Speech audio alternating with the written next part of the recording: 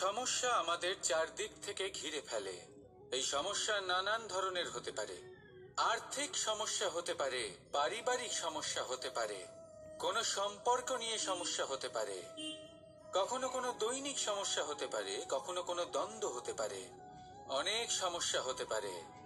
কিন্তু যখনই কোনো সমস্যা আসে, আমাদের মনে তার জন্য একটা উত্তর অবশ্যই থেকে থাকে, যা আমাদের অন্তরে রয়েছে। একে আমরা বলি আত্মা। আত্মা হলো পরমাত্মারই রূপ, আর পরমাত্মা তা কখনোই কিছু অনুচিত চাইবে না, তাই তো? এই আত্মা খুব ভালো করে জানে যে কোনটা উচিত আর কোনটা অনুচিত। যদি আসল বিষয়ের কথা বলি, তাহলে আপনাকে নিজের মনকে বুঝতে হবে, কারণ আত্মা তো পরমাত্মা থেকেই আসে। কিন্তু এই মন মানুষ জন্ম থেকেই প্রাপ্ত করে, যার বিকাশ হয় এই সংসারকে দেখে।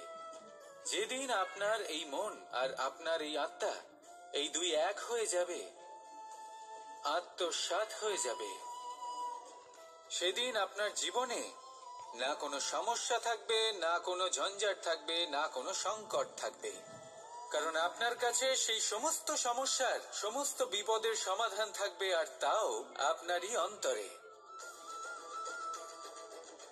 তাহলে আসুন আর আমার সাথে ভালোবেসে